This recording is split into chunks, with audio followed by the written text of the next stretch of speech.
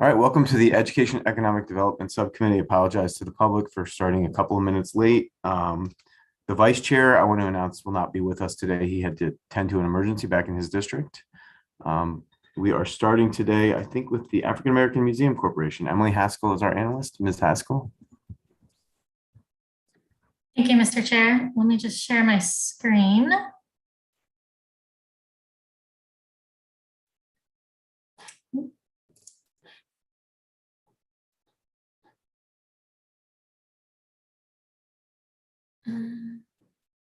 Sorry, I'm having some technical difficulties. Just a second. Okay, can you see it now? We can, thanks. Okay. So in the budget summary, again, my name is Emily Haskell and I'll be presenting the budget analysis for the Maryland African American Museum Corporation. In the budget summary, you can see the museum's budget increases by 2.5% in fiscal 2023 to just under $5 million. The state general fund grant increases by $41,000 to $2 million, and privately raised revenues are expected to increase by $83,000. Exhibit 1 shows the corporation's revenues and expenditures for fiscal 2019 through an estimate for fiscal 2023. An MOU with DBM includes a provision that the museum will match the state grant with its own earnings, although DBM has waived this requirement for fiscal 2020 through 2022 due to the pandemic.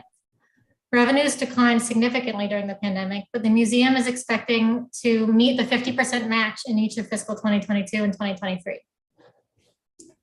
Exhibit 2 shows attendance at the museum, which you can see has declined during the pandemic, with only about 16,700 visitors in fiscal 2021 due to closures and capacity restrictions. Museum attendance has started to increase in fiscal 2022, but is still below pre-pandemic levels. The museum has shifted operations to offer more virtual options, including making most programs available in hybrid format and conducting virtual school tours. The museum plans to continue to offer digital versions of exhibits. Finally, the corporation is statutorily required to develop a strategic plan every 5 years. The plan was last updated in 2016, and DLS has asked the corporation to give an update on the status of the next strategic plan, which is currently under development. This page shows the DLS recommendation, which is to concur with the governor's allowance. And that concludes my presentation. I'd be happy to answer any questions. Thank you, Ms. Haskell, for the great presentation. Any questions for the analyst? All right, seeing none, we have the agency. Ms. Terry Freeman is with us. There you are. Great to see you, Ms. Freeman. You're welcome. Thank you. Thank you so much, Chairman Barnes and Emily. Thank you for your presentation. This is my first time actually presenting for the corporation. And given that I did not want to ramble, I have prepared remarks. I just wanted to let you know that our CFO, Alexis, is on the line with me, as well as 2 other staff, Carla Gaskins and Rachel Graham. But I will do most of the presentation if you don't mind. That's fine, thank you. I had just started my role at the museum as executive director last year when the testimony was delivered by my predecessor, Wanda Draper. So I was able to sit in, but I have just recently completed my first year anniversary, and I am most pleased to let you know that the Lewis Museum has momentum. Not unlike other entities, as Emily has just said, we have been severely impacted by the COVID-19 pandemic. The pandemic significantly decreased our general admissions, our school groups, our field trips, and our facility rentals. That said, during the end of the 3rd quarter and 4th quarters of fiscal 21, the museum did see rapid attendance growth month over month through July 2021. Those numbers were still far lower than pre-COVID numbers, but it demonstrated that there was an appetite for people to get out and enjoy cultural activities. Being new to the museum and to the local funding community, most of my time around development was spent making introductions, getting a sense of past and current relationships with the museum, and learning about my board of directors. I spent significant time meeting with other members of the arts and culture community, as well as the civic organizations in Baltimore City. I agree with the analyst's analysis of our fiscal year 2021 activity. One comment I would like to clarify has to do with our digital offerings. The analyst is correct that we have not been consistent in reporting our virtual offerings, but this has primarily been due to the significant staff turnover the museum has seen and the frankly novel use of virtual technology, which began at the end of fiscal 20 and has progressed to date. Going forward, we plan to offer hybrid programs and we will continue consistent reporting of our virtual offerings and our attendance numbers. But if I may, I'd like to provide you with my forward-looking view of the Lewis Museum, which is much easier for me than looking backwards, simply because of my tenure. I just mentioned the staff turnover that had occurred in the past, leaving the museum, frankly, with a skeletal staff structure at best. I am pleased to announce that I have hired a strong and talented team of senior managers who are excited about the mission of the museum and have begun to focus on the Lewis's re-emergence as Maryland's largest museum of African-American history and culture. In my written testimony that I submitted, I noted our 5 strategic imperatives: operational effectiveness, brand awareness, educational excellence, community leadership, and organizational sustainability. These imperatives are the keys to our success, and we believe that they will make up the backbone of our soon-to-be completed 5-year strategic plan. We have begun the process of strategic planning, working with a minority-owned firm out of Montgomery County. The name of the firm is ETA. They have met with our strategic planning board committee, staff, and will begin external focus groups with a variety of stakeholder groups. If you are invited to participate, I hope you will participate in those focus groups. These focus groups will be conducted without any Lewis staff or board involvement. ETA will distill the group feedback and prepare a report with suggestions on priorities, pluses, areas of concern, and areas for change.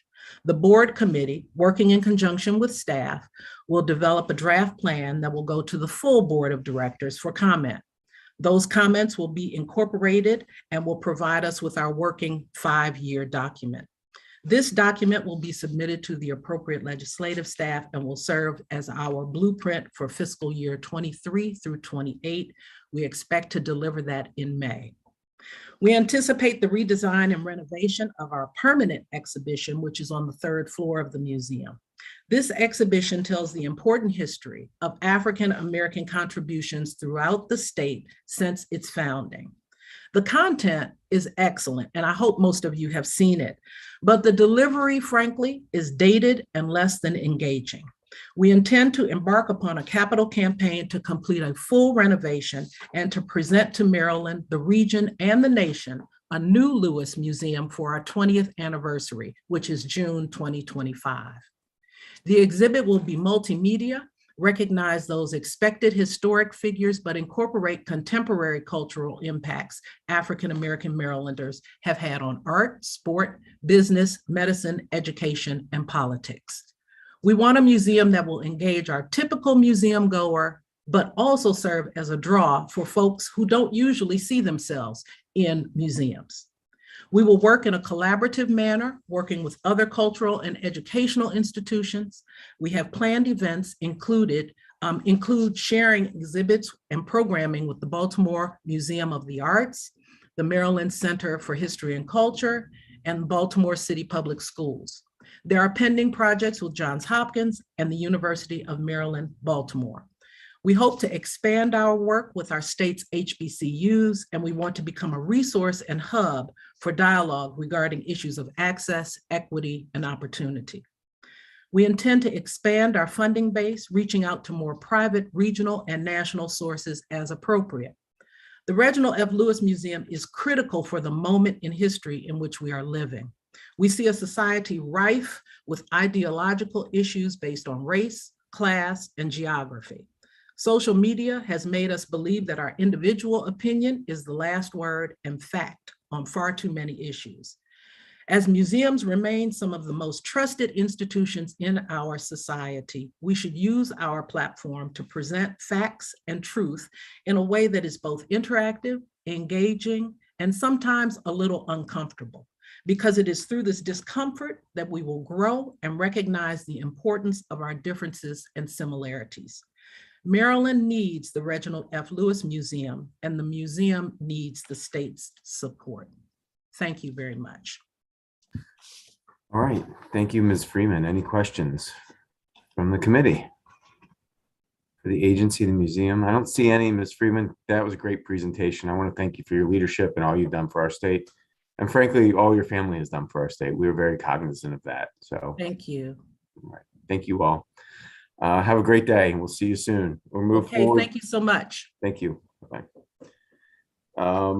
Move forward with Medco. Emily Haskell is our analyst.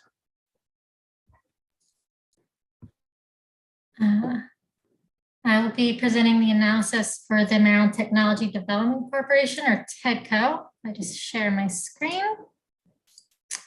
There we go. In the budget summary on page 1, you can see TEDCO's budget decreases by about 1% in fiscal 2023 to $28 million. This is a little misleading, as general funds actually increased by almost $7.5 million, or 35%. The increase is primarily due to legislation from last session, including an increase of $4 million in funding for the Builder Program, $750,000 for the new Inclusion Fund, and $500,000 for a pilot program in the Maryland Innovation Initiative. Funding for the Maryland Stem Cell Research Fund also increases by $1.8 million to a total of $10 million. Special funds for the Maryland Venture Fund are eliminated in the fiscal 2023 allowance, as TEDCO invested the last of the funds raised through the Invest Maryland tax credit auction in fiscal 2020. The fiscal 2022 special funds shown in yellow on the chart are expected to be canceled during the closeout process, as TEDCO did with its fiscal 2021 special fund appropriation.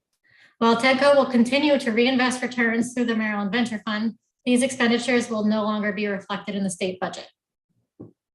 TEDCO is expecting additional funding from the American Rescue Plan for the State Small Business Credit Initiative, which is not included in this chart or in the analysis due to the timing of the announced funding. Maryland is receiving $200 million in federal funds for the program, which will be jointly administered by the Department of Housing and Community Development, Commerce, and TEDCO. TEDCO's share of the funding is expected to be nearly $50 million, and TEDCO plans to spend these funds over the course of about 7 years through its venture capital programs, seed funds, and social impact funds. Looking back at the chart, you can see also that TEDCO previously administered some COVID-19 relief funding in fiscal 2021. That funding consisted of 2 programs. The first was the Rubric program, which stands for Rural and Underserved Business Recovery from Impact of COVID-19. This program used $5 million from the Rainy Day Fund to provide grants to 45 early stage companies impacted by the pandemic. Exhibit 1 shows the recipients of this funding by jurisdiction and industry. TEDCO also used some of this funding to provide mentoring services to businesses in Baltimore City and Prince George's County through a new Urban Business Innovation Initiative pilot. The second relief program is known as the Agricultural and Rural Rebuild Challenge, which was created through the Relief Act and was funded with $1.5 million in federal funds from the American Rescue Plan. TEDCO used these funds for grants of up to $200,000 to 7 businesses across the state in the engineering, biotech, and agriculture industries. Next, I'll go over a couple new programs in TEDCO's fiscal 2023 budget. Chapter 180 established the Inclusion Fund, which is designed to provide seed investments to businesses owned by economically disadvantaged individuals that have grown beyond the pre-seed stage that the Builder program usually funds. The allowance includes $750,000 for the program's first year, which TEDCO anticipates will serve about 2 or 3 companies. In addition to the investment, these companies will receive mentoring services through TEDCO as well. Next, the Maryland Innovation Initiative, or MII, is a program that was created in 2012 to assist with the commercialization of university research. The main MII program is level funded in fiscal 2023 at $5.3 million and serves 5 of the state's research universities, with each participating university providing matching funds of $100,000 to $200,000. Chapter 697 of 2021 established a new pilot program to expand MII to 2 additional schools, Bowie State and Frostburg State universities. TEDCO's funding for the pilot totals $500,000 in fiscal 2023, and each university will contribute $50,000 in matching funds annually in fiscal 2023 and 2024. TEDCO is working with each school to develop programming for the pilot based on what each university wants to get out of the program. I'm going to skip over key observation 1, as I already discussed the Maryland Venture Fund. The second observation relates to the Builder Fund, which, as I mentioned, is expanding due to legislation. TEDCO has received a $1 million appropriation annually for the program since fiscal 2020, and Chapter 415 of 2021 mandates increasing appropriations over time, including the $5 million in the fiscal 2023 allowance. And then that goes up to $6.2 million in fiscal 2024, followed by $7.5 million annually after that. TEDCO plans to use 80% of the $5 million allowance for awards, with 10% going to supportive services for businesses in the program, such as mentorship and loaned executives. And then the remaining 10% will be for TEDCO's administrative expenses. TEDCO is increasing its outreach related to the program in anticipation of the increase in funding. Exhibit 5 shows the awards given out so far through the Builder program, as well as the preceding pilot program. From fiscal 2018 to 2021, TEDCO has supported 25 minority and women-owned businesses in these 7 jurisdictions. Finally, this page shows the DLS recommendation, which is to concur with the governor's allowance. With that, I'd be happy to answer any questions.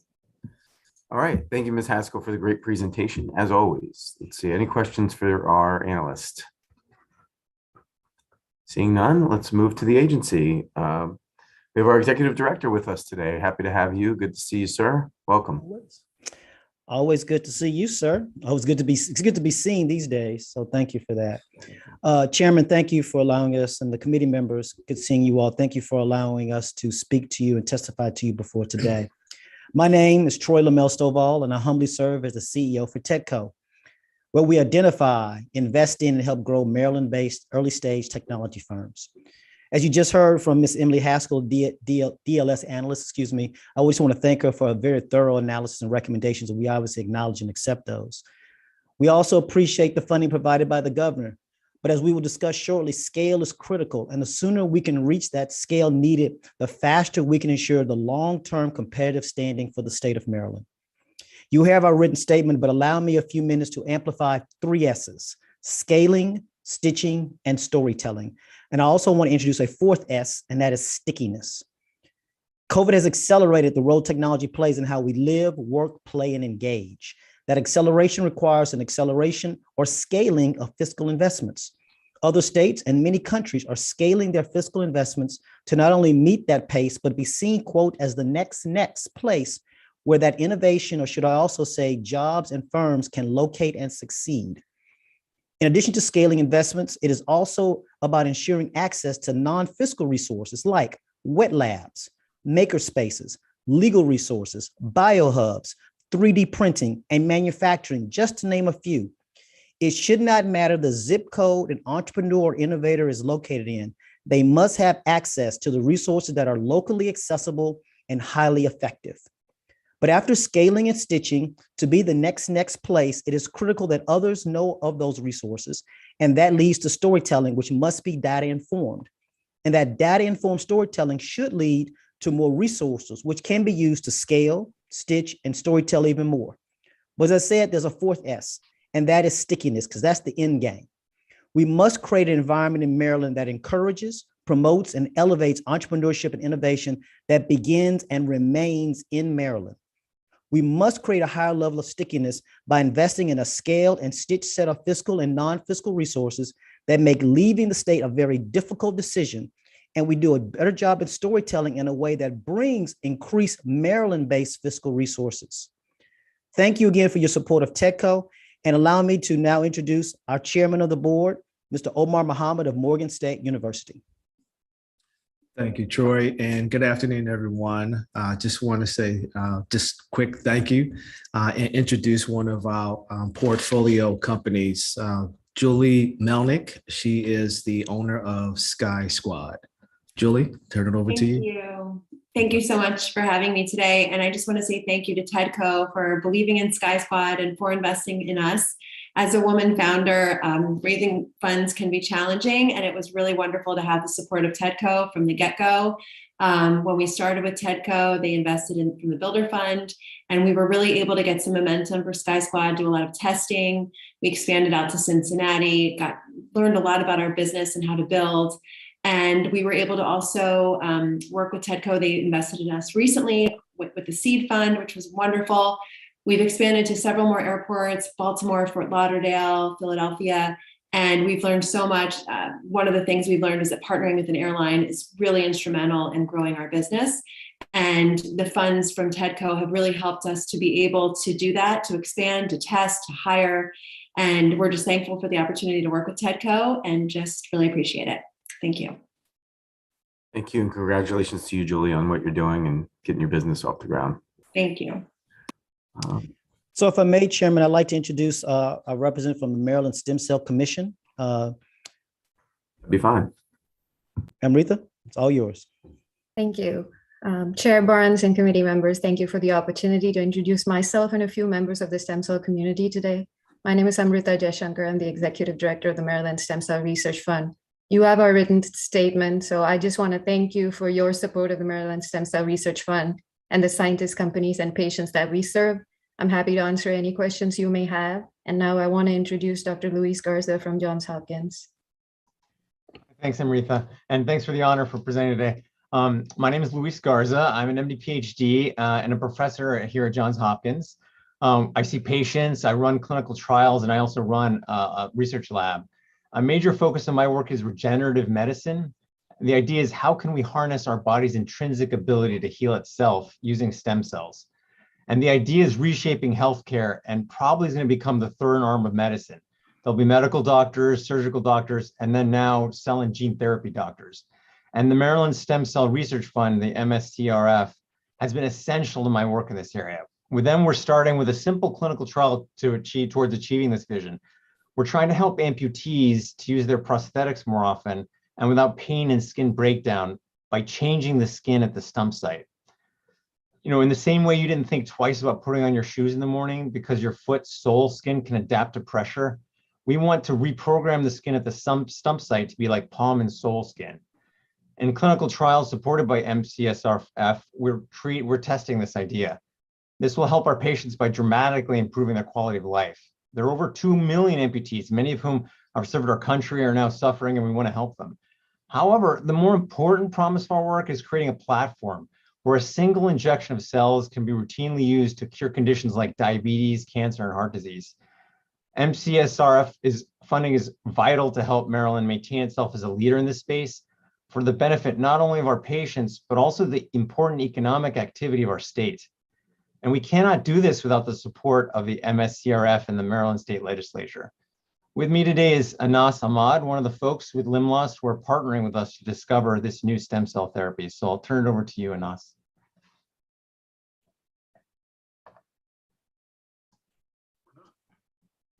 I think you might have to unmute You're muted there. How about now? Do you hear me? Yeah, that's great. Yes. Thank you, Dr. Garza.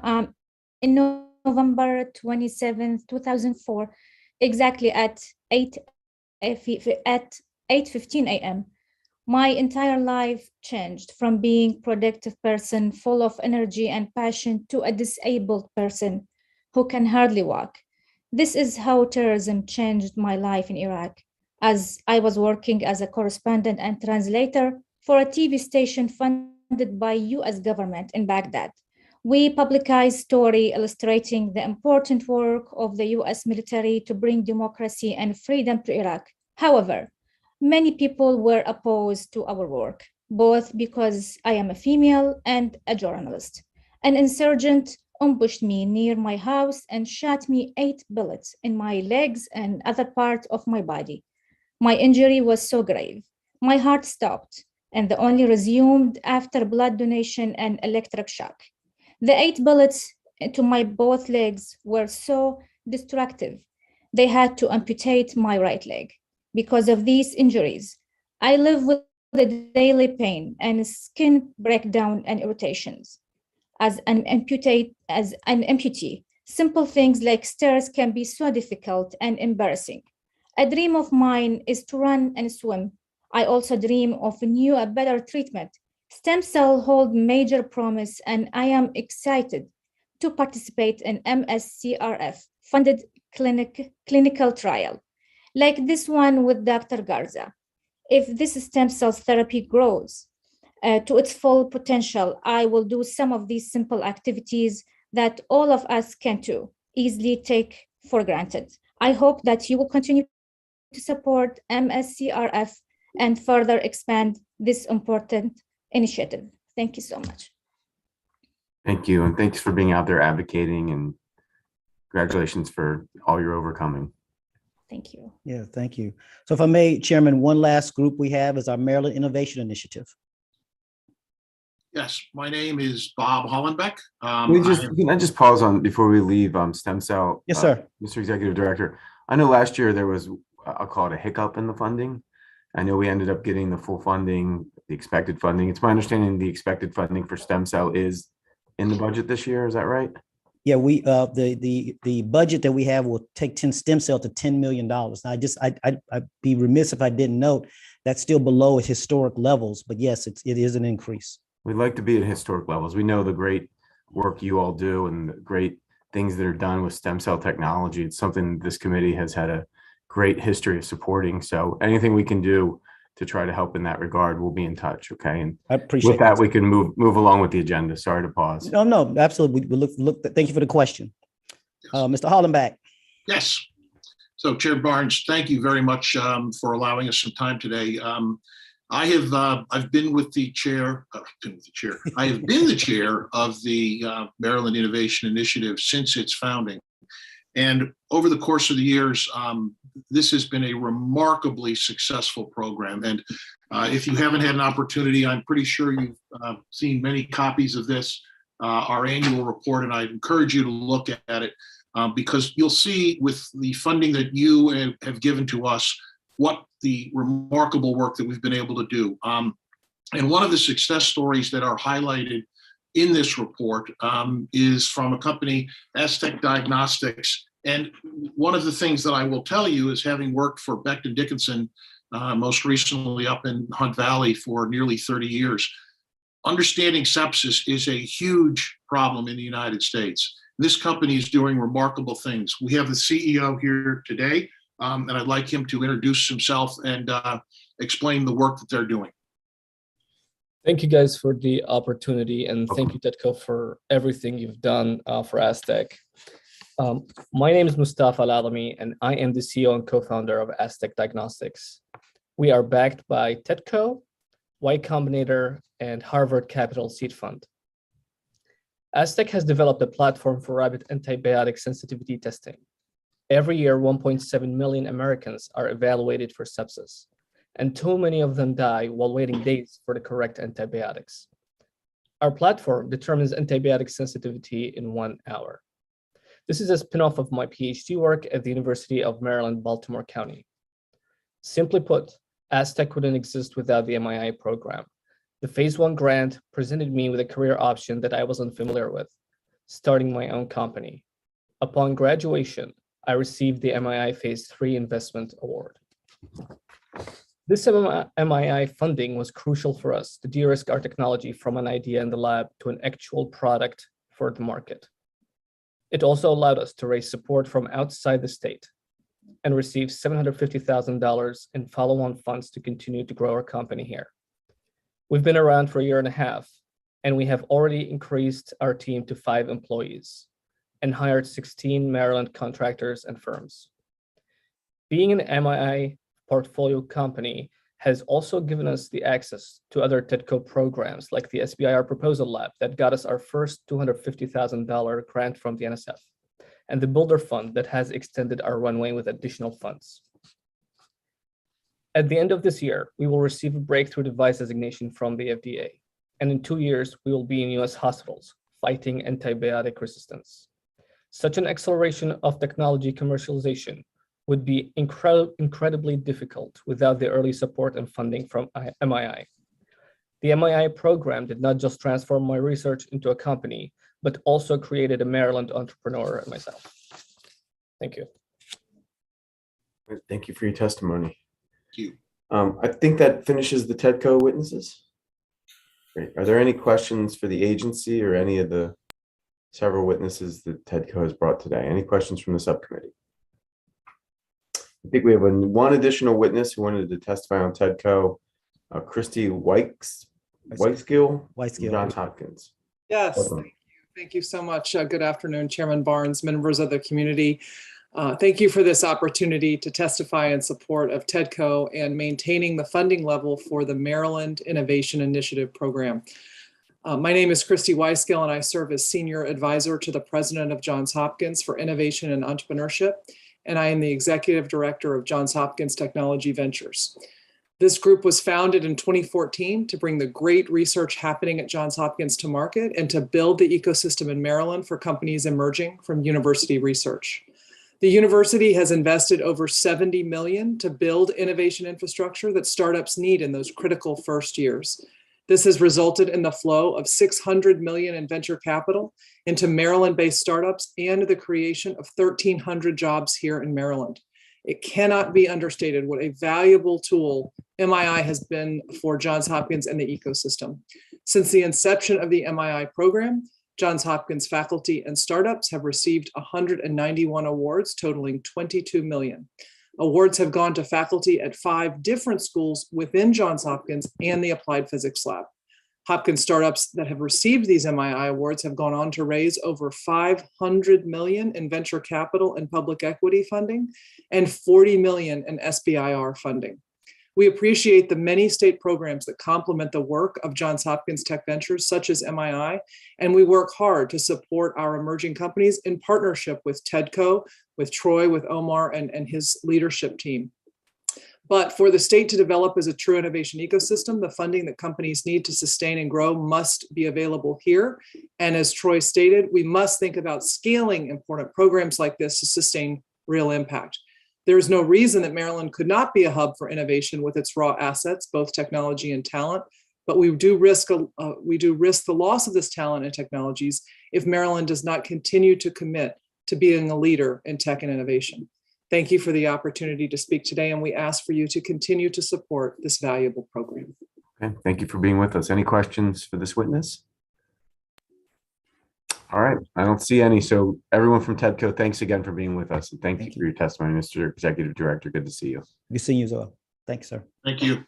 All right, thank you all. We'll move forward with Bowie State University. Ian Klein is our analyst. Mr. Klein. All right, thank you very much, Mr. Chair. I'm going to share my screen, so just bear with me for one moment, please. All right, this time we should be seeing the presentation for Bowie. I'm going to go ahead and get started with Exhibit 1 on page 4, which shows total undergraduate enrollment and category changes from fall 2016 to 2021. Total undergraduate enrollment increased by 76 students, or 1.4% from fall 2020 to 2021. As illustrated in the exhibit, first-time full-time students experienced the largest decline, falling by 44 students, which was offset by an increase in the continuing student population, which grew by 52. Total undergraduate enrollment in fall 2021 reached 5,381 students. Exhibit 2 on page 5 documents the changes in undergraduate applications. As illustrated in the exhibit, the number of applications grew tremendously from 2015 through 2018 as a result of Bowie's partnering with an enrollment firm that specialized in identifying students who will apply to universities. The drop in 2019 was the result of a change in methodology that counted only completed applications. Of note, beginning in 2019, the acceptance rate of applications substantially increased, totaling 87% in 2021. Despite this increase, the yield has fallen to 21% in 2021. Moving to student performance, Exhibit 3 on page 6 provides the second and third year retention rates for first-time full-time students. The second year retention rate has increased in both 2018 and 2019, reaching 75.3% for the 2019 cohort. The third year retention rate rebounded for the 2017 cohort low mark of 53.9% to 58.7% for the 2018 cohort. Bowie has attributed these increases to the usage of analytics designed to identify at-risk students and increases in financial aid. Exhibit 4 on page 7 provides the 4- and 6-year graduation rates for first-time full-time students. As shown in the exhibit, the 6-year graduation rate peaked with the 2012 cohort, reaching 47.6%, which is modestly dropped with the following 2 cohorts. The 4-year graduation rate has steadily improved since 2008, reaching a rate of 17.8% for the 2016 cohort.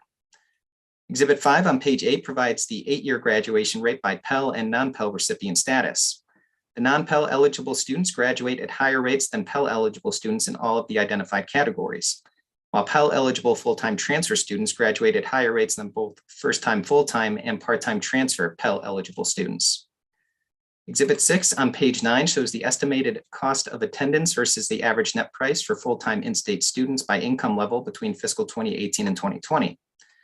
This exhibit shows that the average cost of attendance over these years was $23,323. However, the actual net price for students when aid was awarded averaged to be $14,033. What this exhibit also shows is that the cost of attendance will vary depending on income level. For example, in fiscal 2020, it cost a student $11,099 with a family income of under $30,000, but $21,633 for a student with a family income of over $110,000. Exhibit 7 on page 10 shows the amount of institutional aid awarded and total dollar amount of awards provided by category. The total amount of institutional aid awarded has increased from $6.4 million in fiscal 2016 to $7.6 million in fiscal 2021. Merit scholarships totaled $3.3 million in fiscal 2021 and represented the aid category with the greatest award distributed for that year, which was the result of the institution attempting to attract students with higher grade point averages. The U.S. Department of Education recently began reporting the median debt and earnings for graduate by field of study in an effort to give students a better picture of outcomes at the program level. Exhibit 8 on page 11 illustrates that the median debt of students ranged from $18,750 for students for nursing majors to over $29,000 for history majors. As is also shown in the exhibit, nursing majors attained the highest median earnings, totaling over $62,000. Moving to the budget, Exhibit 9 on page 12 provides the overall summary of federal higher education emergency relief, or HERF, spending by category, of which Bowie received $90.1 million. Of this funding, a minimum of $16.1 million was required to be spent on financial aid. As shown in the exhibit, Bowie plans to expend the remaining HERF by the conclusion of fiscal 2022. Exhibit 10 on page 13 provides a breakdown of the spending by HERF category. In total, Bowie plans to spend $35 million on academic and technological expenses, $34.1 million on student aid, $19.9 million on testing, PPE, and other COVID-related expenditures, with $1 million being spent on addressing lost revenues. Exhibit 11 on page 14 provides the budget changes for unrestricted funds by program from fiscal 2021 to 2022. The largest dollar change was in academic support, which increases by $2.2 million. The increase reflects supplemental funds received in fiscal 2022 for programming support related to nursing and bioinformatics. Student services increases by $1.1 million due to PIN conversions, additional contractual support for counseling, and other student support related activities. Operations and maintenance of plant decreases by $1.6 million as a result of campus-wide renewal projects and plant fund expenses posting in fiscal 2021. The proposed fiscal 2023 budget is found in Exhibit 12 on pages 15 and 16 and identifies general funds increasing by $8.2 million and special funds increasing by $10 million for a total state fund increase of $18.2 million. As shown on page 16, the additional state funding supports $10.6 million for Chapter 41 of 2021 funds, $3.6 million for personnel adjustments, $2.2 million to restore the fiscal 2021 BPW cut, $1.5 million mandated by Chapter 356 for the Center for Data Analytics and Sports Gaming, and $800,000 for various operating expenses. The president should comment on how the institution plans to return to an operational structure in fiscal 2023 without the assistance of HERF funding should pandemic-related expenditures or impacts continue into the 2022-2023 academic year. Exhibit 13 on page 17 provides a breakdown of unrestricted revenues by source and total unrestricted funds. The ratios for these levels remained roughly stable from fiscal 2018 through 2020. The impact of the pandemic, however, can be seen in fiscal 2021, with auxiliary revenue representing only 14% of unrestricted revenues. In the fiscal 2022 working budget and the 2023 allowance, Bowie anticipates total unrestricted funds to grow substantially, increasing to $147 million in the 2023 allowance. The president should comment on the university's anticipated auxiliary revenue projections, identifying if those projections are realistic, given the continued impact the COVID-19 pandemic has had on auxiliary services. The one issue discussed begins on page 19 and concerns the nursing program. As shown in Exhibit 14, the Bowie nursing program has failed to meet the Maryland Board of Nursing required pass rate since 2010. Despite this failure, the program is still accredited by the Accreditation Commission for Education in Nursing on a continuing accreditation with conditions status. Bowie has developed an action plan to address the poor pass rate. DLS recommends adopting committee narrative to report on the progress that the nursing program has made toward meeting the Maryland Board of Nursing required pass rate. The recommended actions are found on page 21, and as just mentioned, DLS is recommending adopting committee narrative concerning the nursing program. With that, I conclude my presentation. Would be happy to answer questions. Thank you for the presentation, Mr. Klein. Any questions for our analyst? See any? I did see Dr. Bro. Dr. Bro, it's great to see you. Welcome. Thank you so much. It's great to be here with you. And I'm very pleased to have this time to share with you what's happening at Bowie State University. I want to begin by thanking the analysts for that report. And also just want to thank members of the committee for your time here today.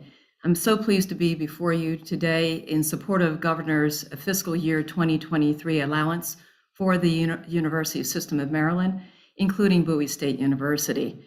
And I want to thank everyone, members of the General Assembly, for your support of higher education.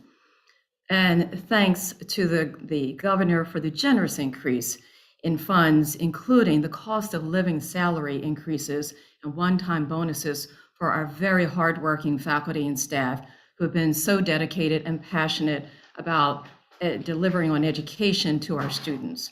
And we're very, very appreciative of the restoration of the cuts to our fiscal year 2021 budget. And of course, as Mr. Klein mentioned, we're very appreciative of the $10.6 million for Bowie State University to support new academic programs as a result of HB1, SB1. And then I thank Mr. Klein so much for that thorough analysis, and I certainly concur with his recommendation. You should have my full testimony that highlights where we are today. Yes, we've been facing challenges with COVID-19, but throughout this pandemic, we have not slowed in the least. We have accelerated pace towards our strategic plan, Racing to Excellence. And the top three priorities remain: academic excellence, student success, and the long-term viability of our institution. And we have been racing around here, and we need to do that in support of our students. And as you've heard through the analysis and the testimony, we're very pleased that we've seen a continued demand for Bowie State University excellence in our academics and all that's happening here with applications on the rise year over year. Enrollment is up. We have pivoted during the pandemic, and I'm very pleased with the work that has happened here on the campus, across the campus. Back in July of last year, we phased back in with first staff and then faculty and students. And we are now fully in person. We have a small cohort that remains online, but are able to progress in a timely fashion towards degree completion. Again, we opened this year with most of our students back on campus, and yet we continue to pivot and making sure that we are able to deliver in new ways with new modalities. We opened a very exciting new venture with our new P3 Entrepreneurship Living Learning Community back in August, and that's a facility that's designed to bridge learning environments. It is comprised of our residential component, and it is, I'm very pleased to say that that facility that has a residential component, an entrepreneurship center, and commercial space to showcase new businesses and new products, that opened back in August. And more importantly, it opened on time, it was on budget, and the residential component is fully occupied. And we did that during the pandemic. So we are racing to excellence. Our faculty have garnered 38% more federal grants during this pandemic, and are doing amazing work in the STEM and education areas. Again, our enrollment has grown, applications are up. Our applications are up over 71% since 2016. So even during the pandemic, we are moving at a fast pace. We graduated a record number of 882 baccalaureate degrees and 16 doctoral students. And then we also commissioned a record number of 23 officers from our award-winning ROTC program. And just a footnote on that, last year, we received for the ROTC program here at Bowie State University, the MacArthur Award. The MacArthur Award is awarded to just 8 out of 274 programs nationally among ROTC programs, and our very own Bowie State University was an award-winning program. Our amazing students are racing to excellence. Just recently, one of our students received an outstanding recognition during Black History Month, where our own, his name is Sharon Townsend, and he has an award-winning design through Target's Black Beyond Measure HBCU Challenge. And before you rush out to get one of those t-shirts, let me just say, I think they've sold out in the stores, but you can still get it online.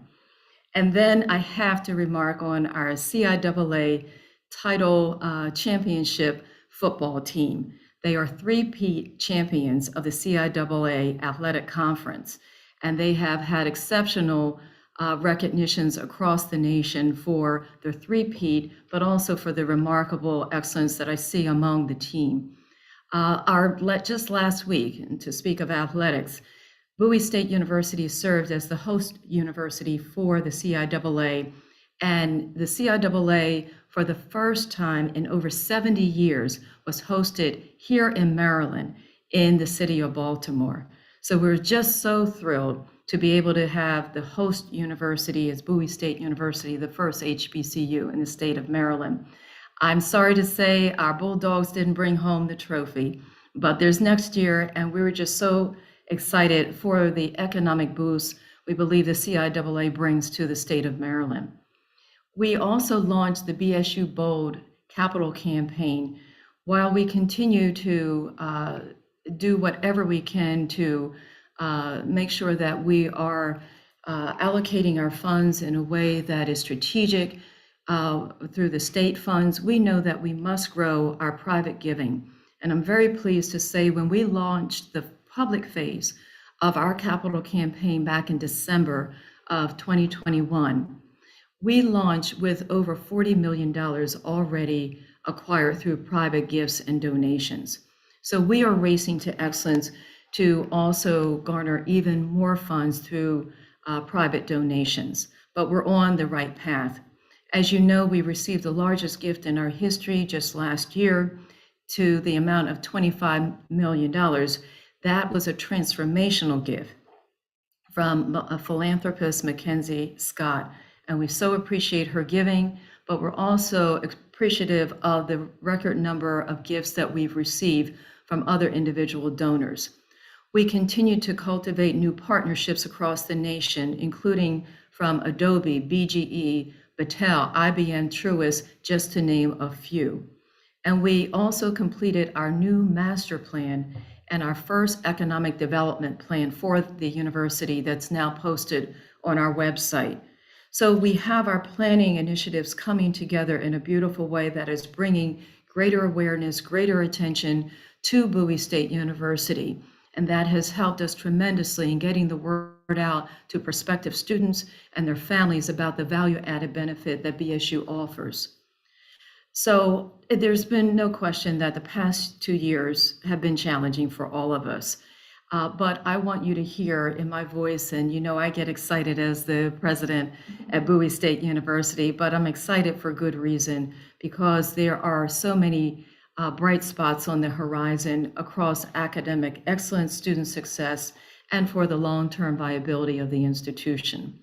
Let me now turn to the request for comments.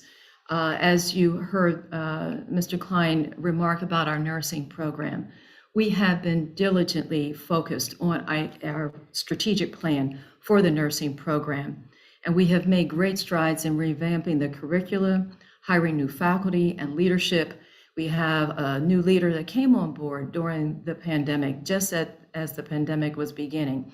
And she's made great strides for improvements to the nursing program and providing incentives for students to sit for the NCLEX exams as soon as possible. What we found is students were waiting too long to sit for the NCLEX scores.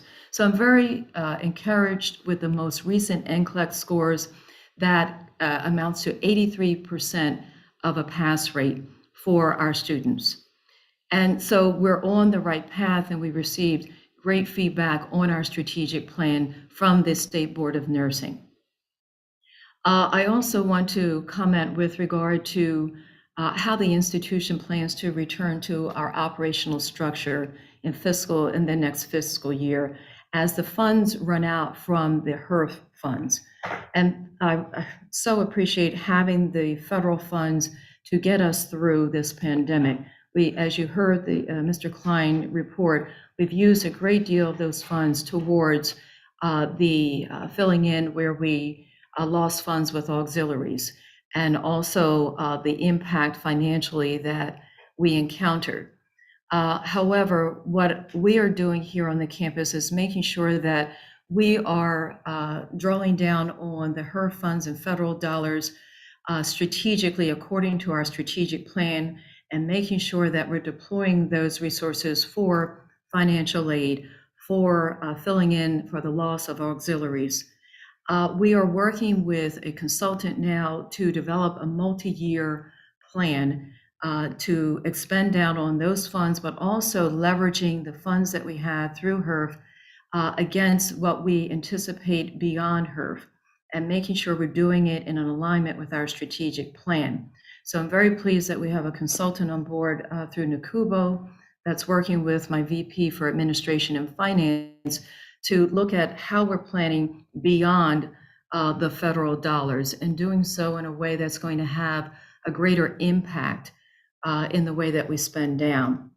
And then with regard to the anticipated auxiliary revenue projections, thanks in large part to our enrollment growth, as Mr. Klein reported, and the opening of the new entrepreneur living learning community, you heard me say that that facility is fully occupied.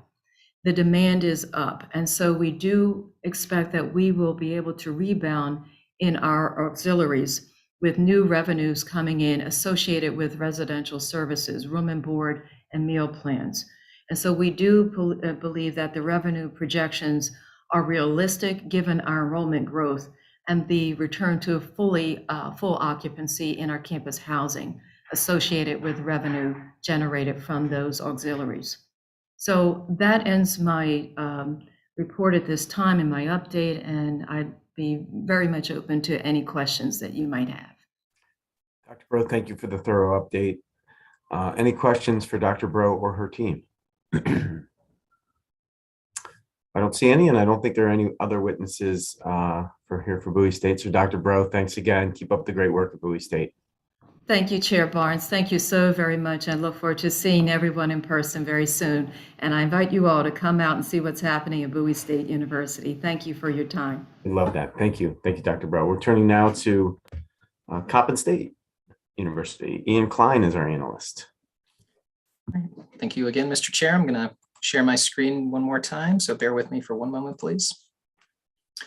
All right, this time you should see the presentation for Coppin State University, and we are going to get started with Exhibit 1 on page 4, which shows total undergraduate enrollment and category changes from fall 2016 to 2021.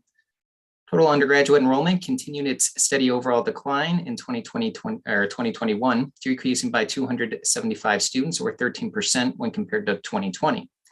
As illustrated in the exhibit, both the first-time, full-time, and continuing student populations experienced decreases in 2020 and 2021. Coppin attributes these declines to the impact that the COVID-19 pandemic has had on the type of student that Coppin services, who were hit particularly hard over these years. Undergraduate enrollment totaled 1,833 students for fall 2021. Exhibit 2 on page 5 documents the changes in undergraduate applications. As illustrated in the exhibit, the number of applications had been improving from 2016 through 2019, but have cratered since the onset of the pandemic.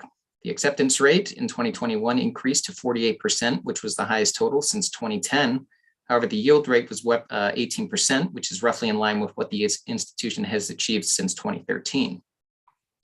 Moving to student performance, Exhibit 3 on page 6 provides the second and third year retention rates for the first-time full-time student population. From 2010 through the 2019 cohorts, the second year retention rate has stayed within the 60% range. The third year retention rate has been steadily increasing since the 2015 cohort, with the 2018 cohort's 50.1% retention rate being the highest rate attained at the university in over a decade. Exhibit 4 on page 7 provides the 4- and 6-year graduation rates for first-time full-time students. As shown in the exhibit, the 6-year graduation rate reached 31.5% with the 2014 cohort, or nearly double the rate achieved by the 2007 cohort.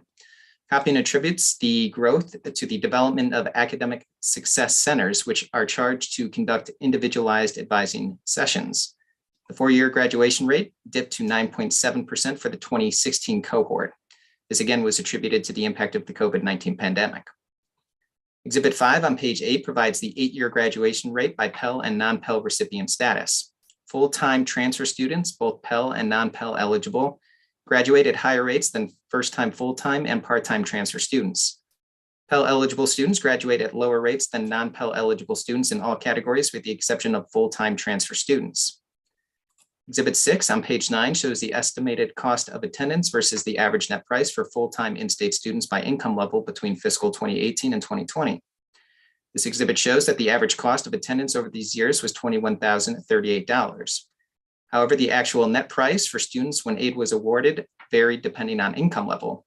For example, in fiscal 2020, it cost a student $10,010 with a family income of under $30,000, with $16,070 for a student with a family income of over $48,000, but less than $75,000.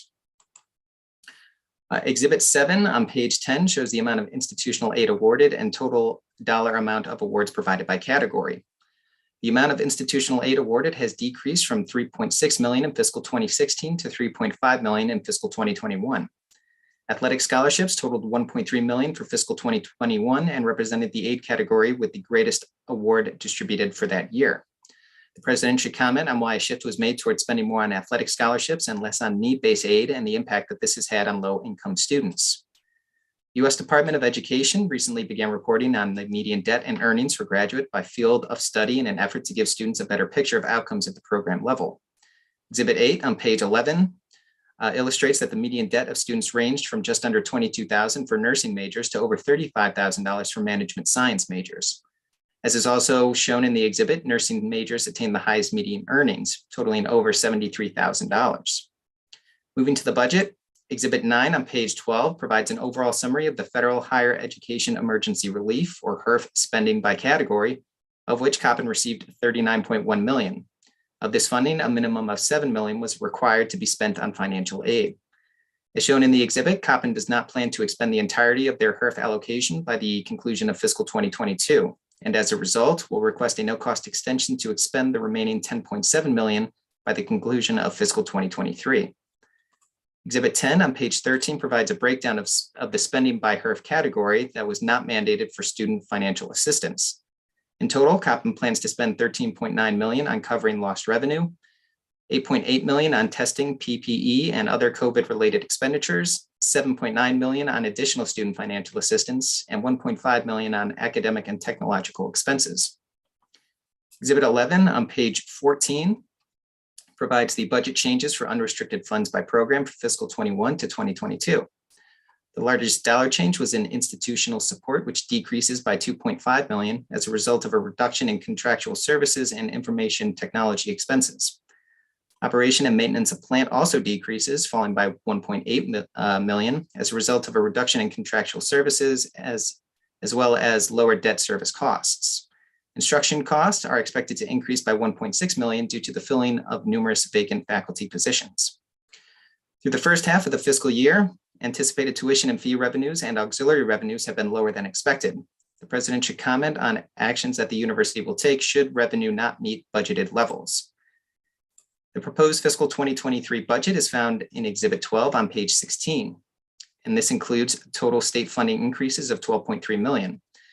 As shown on pages 16 and 17, the additional support provides $5.7 million in Chapter 41 of 2021 funds, $2.7 million to restore the fiscal 2021 BPW cut, $2.5 million for personnel adjustments, and $1.4 million in various operating expenses. Exhibit 13 on page 18 provides a breakdown of unrestricted revenues by source and total unrestricted funds. As shown in the exhibit, state support generally represents roughly 2/3 of unrestricted revenue for Coppin.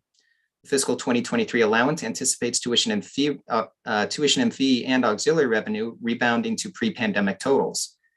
Given that those totals appear unlikely to be met for fiscal 2022, the president should comment on if these projections are realistic, given the continued impact that the pandemic has had on enrollment and auxiliary service revenues. The one issue discussed starts on page 20 and concerns enrollment and state funds per full-time equivalent student. As shown in Exhibit 14 on page 20, total enrollment at Coppin has continuously declined from 2011 through 2021. Coppin's total enrollment has fallen by 51.2% from the 2005 record high of 4,306 students to 2,100 in 2021. President should comment on if there's a break-even point for enrollment and revenues, and if so, what will happen when enrollment drops below this break-even point. Despite the declining enrollment, and as shown in Exhibit 15 on page 21, education and general expenditures have, with the exception of 2022, steadily increased.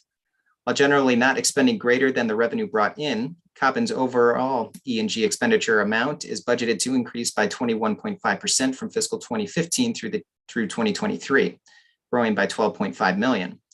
As a result of the increased expenditures and decreased enrollment, state funds spent per FTE have increased. Exhibit 16 on page 22 shows state funds spent per FTE at Coppin. From 2015 to the 2023 adjusted allowance, state funds spent per FTE have increased by 13,087 or 10,267 when excluding Chapter 41 of 2021 funding. At $30,090, Coppin is behind only the University of Maryland, Baltimore in costs per FTE.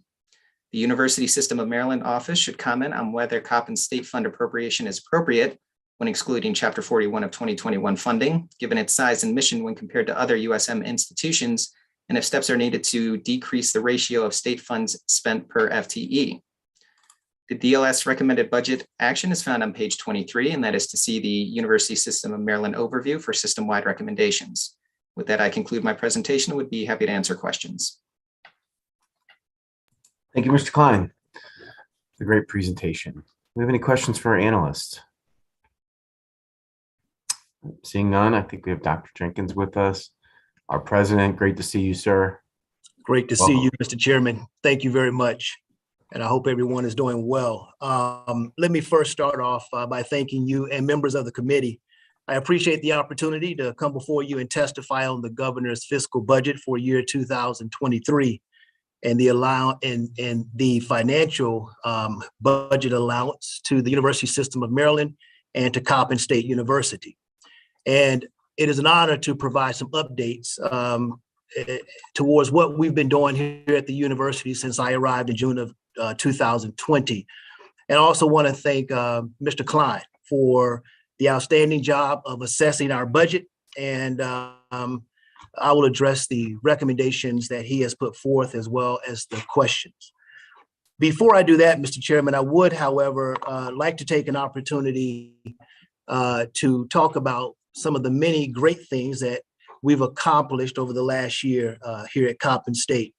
And despite being in the midst of a global pandemic, over the last 2 years, Coppin has achieved many historical milestones, from safeguarding our campus to increasing our 6-year graduation rate, to improving our national rankings, launching several new high-demand academic programs, face-to-face and online, shattering fundraising goals, expanding our research and improving our financial health, but most importantly, strengthening our focus on student success.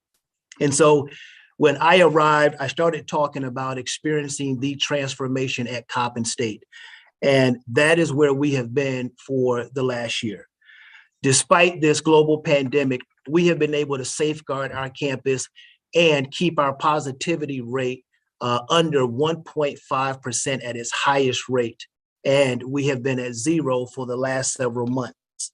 And so we are very pleased that the campus has taken this pandemic very seriously, and we have created the entire environment that allows our faculty, staff, and students to continue to move forward in their educational journey, and for us to provide the type of education that has transformed tens of thousands of lives.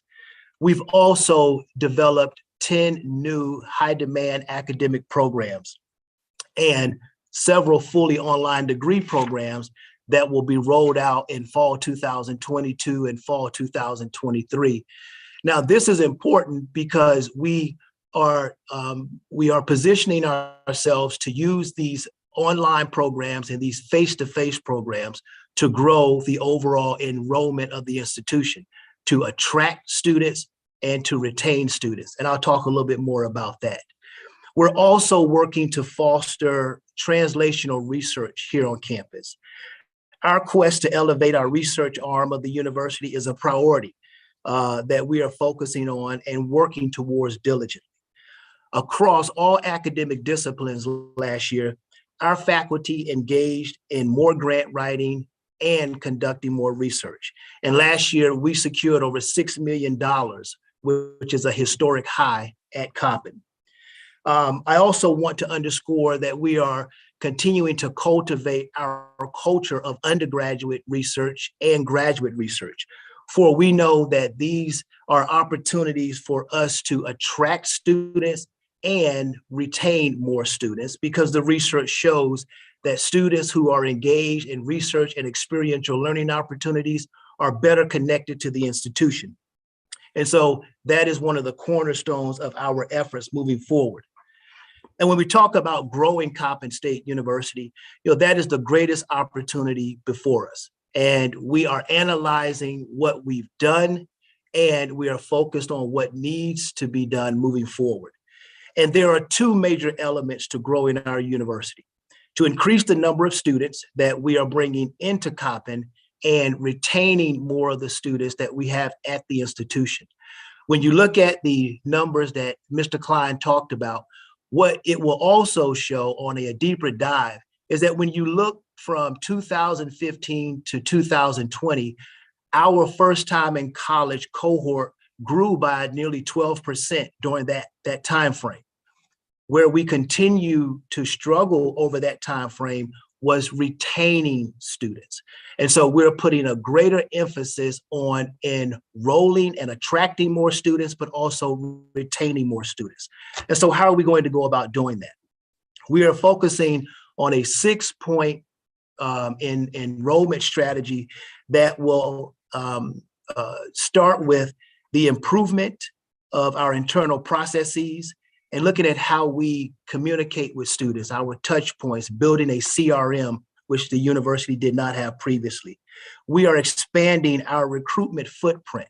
For so long as an anchor institution, Coppin has focused on Baltimore City. And we're going to continue to focus on Baltimore City because this is our town, and we are committed to making sure we are expanding access and opportunity. But we're also going to expand our market share across Maryland and to certain geographic locations beyond the great state of Maryland, to include international. We're also going to be focused on developing dual enrollment partnerships, which we had not had at the institution previously, with 2-year institutions and with high schools, to include our very own Coppin Academy. And we are going to secure more assistance in helping to recruit for our online academic programs. And we're going to increase the number of our competitive scholarships. That's what we're going to be focusing on the front end. Once we land students here at Coppin, we are going to focus on how we retain and better engage those students. And one way that we have identified and that is in motion now is through the development of our Ego Achievement Center, which is a one-stop shop element that will focus on enhancing our first-year advising and developing a more comprehensive 360-degree view of our students and providing them the necessary wraparound support services that they need to be successful. We also know when it comes to retaining students, there are two major factors that play an adverse role in retaining students. One is improper advising, which our Eagle Achievement Center is going to help us address, as well as developing our faculty to be better advisors. But the other most important factor is time. The longer it takes for a student to earn his or her degree, the more life gets in the way. So we are looking at opportunities and ways to decrease the time to degree completion. We are developing a new initiative, our summer SOAR program, where students starting this fall who take a total of 30 semester credit hours over the academic year, they will be afforded the opportunity to take up to 6 summer classes for free. We are also looking at how we expand our accelerated academic degree program options here at the university.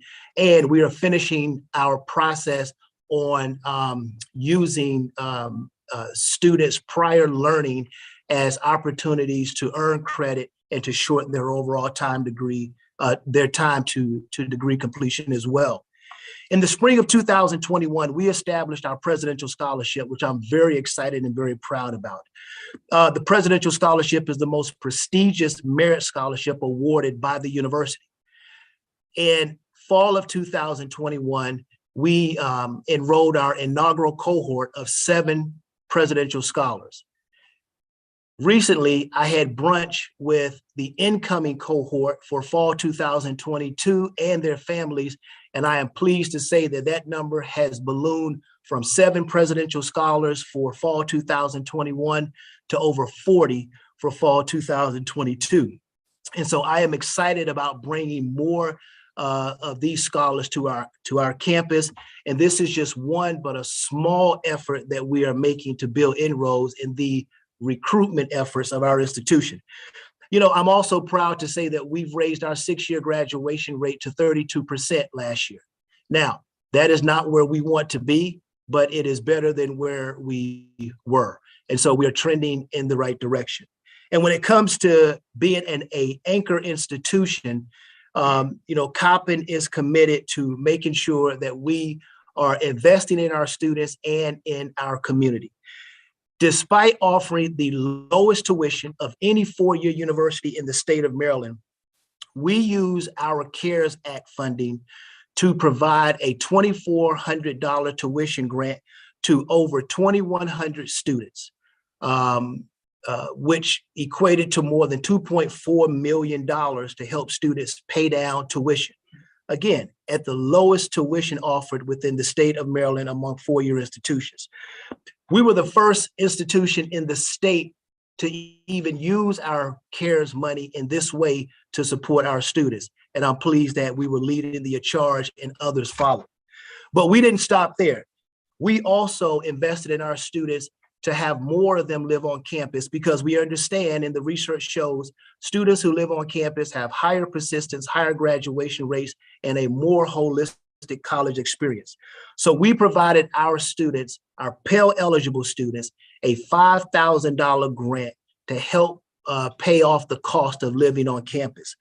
Through this historic action, we were able to help over 150 students reduce their collective loan debt by over $100,000. That's a serious commitment to affordability and access. And I'm pleased to also say that our students are excelling across the board. I'll just talk very quickly about our student athletes. Our student athletes earned a mean GPA this past fall of 3.2, one of the highest in the entire MEAC conference. In fact, 12 of our 14 athletic teams earned a mean GPA of 3.0 or higher, and 19 of our student athletes earned a perfect 4.0 GPA. One of our women tennis stars, Christy Turner, was one of 45 students selected through the White House initiatives on HBCUs as a scholar athlete. And so we are extremely proud of her and all the great things that she's doing. And our student athletes are outstanding ambassadors of our institution. As an anchor institution, we are moving beyond the boundaries of our campus. Coppin State is leading the way in how urban anchor universities engage with their surrounding communities. As the only Maryland HBCU with a community health center, we partnered with a host of community organizations to provide health and wellness to their constituencies during this pandemic.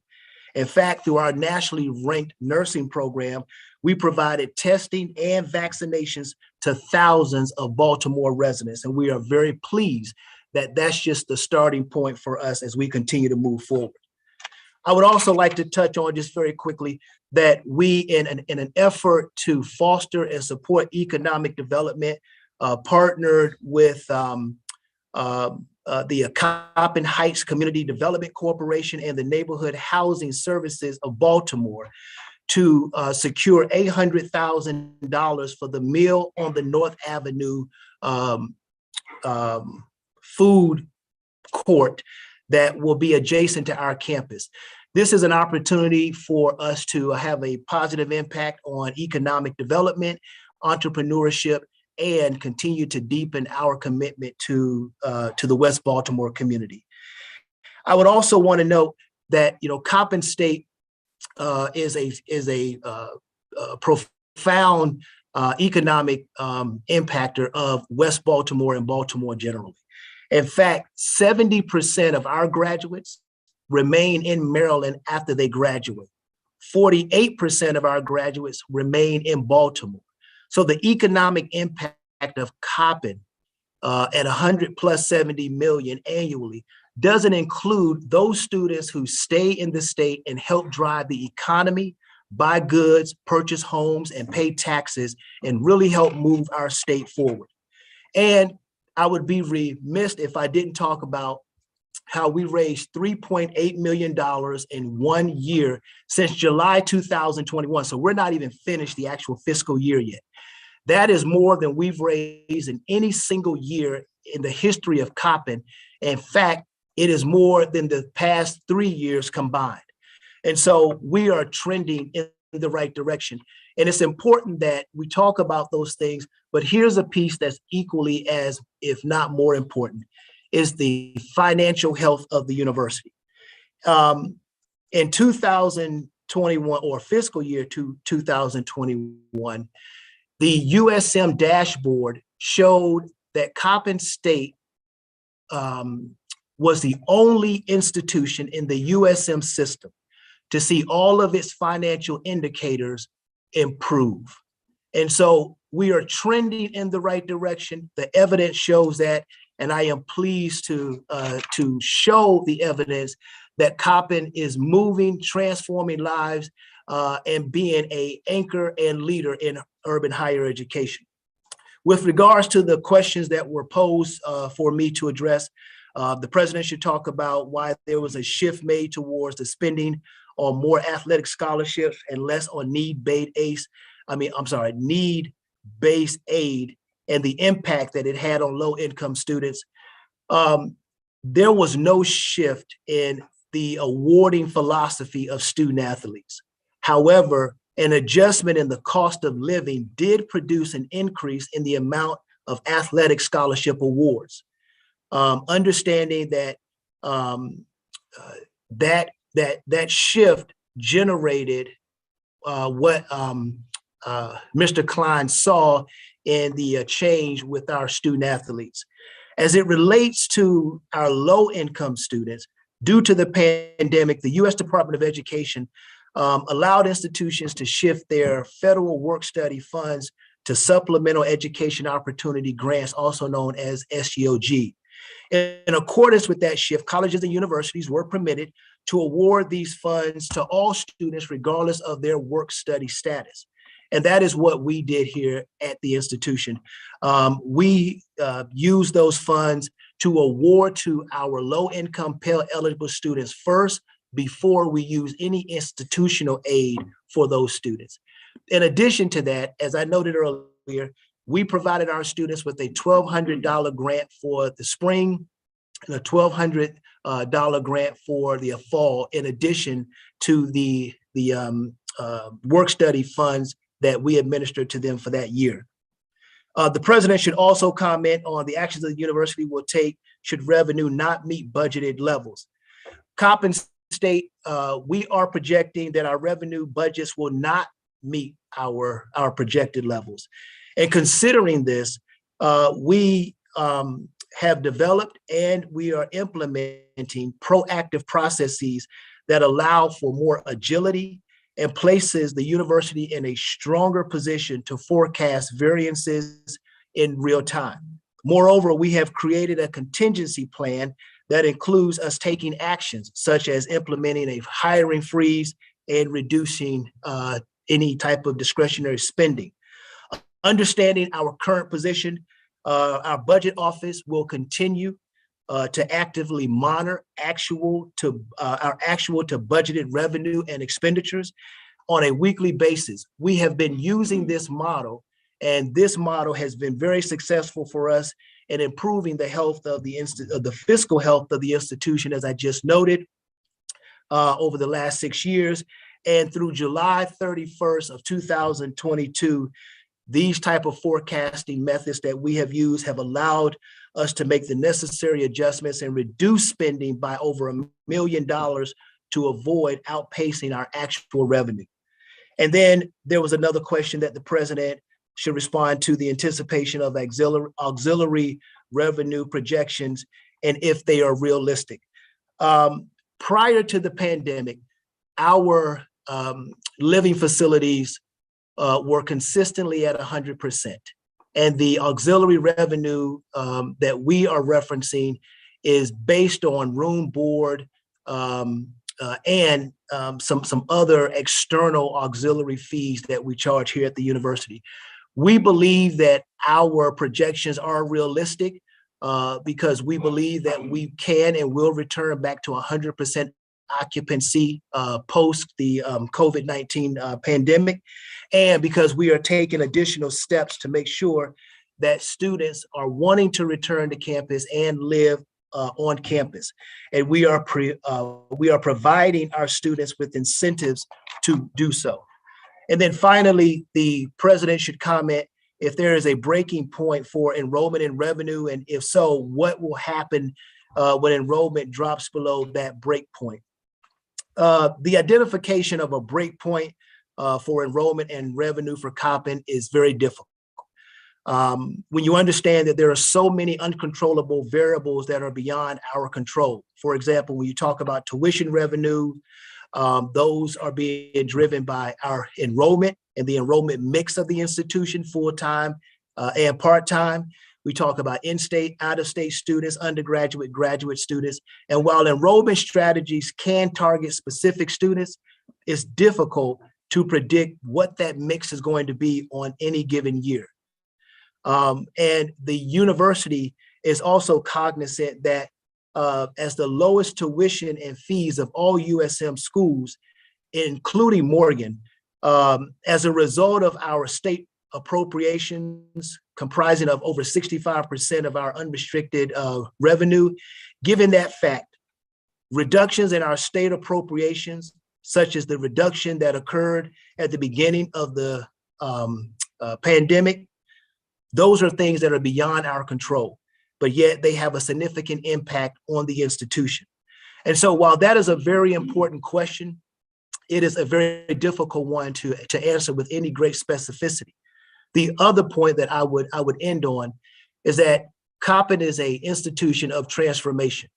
And what we can never equate in that is the tens of thousands of lives that we transform and change every single year, and the upward mobility that we provide students who otherwise wouldn't obviously receive a college education, because the type of student that we educate at Coppin, many of our peer institutions wouldn't even enroll. And yet we have a proven track record of taking those students and transforming them into scholars, some who actually serve in the great General Assembly that we are speaking to now. So I'm very pleased with where we are, but there is much work to be done. And we are committed at Coppin to make sure that we are a good investment for the state and we continue to be true to our mission and our community. With that, Mr. Chairman, I will pause and answer any questions. All right. Well, thank you, Mr. President, for the great and thorough response and update. Delegate Smith. Thank you, Mr. Chair. And thank you, President Jenkins, for being with us today. I haven't had too many opportunities to meet you in person, but always nice to greet you via Zoom. I just wanted to share that a work colleague was very excited to tell me that her daughter was admitted to my alma mater, Hampton University and Spelman College. But I told her that her daughter should go to Coppin because Coppin was offering her a complete full ride, and she was going to major in nursing, one of the strongest programs at Coppin. So even though I'm way over on the east side, I have HBCUs always at the forefront of my heart, and I am really encouraged by, though the challenges before Coppin are not small, I believe you are rising to the challenge and have a plan moving forward that I think will continue to grow the university. So I'm looking forward to seeing how things evolve based on the analysis we've heard today and your responses. So thank you for spending some time with us. Mr. Chairman, if I could respond to Delegate Smith. Yes, sir. Thank you. And Delegate Smith, thank you very much for pitching Coppin to that student.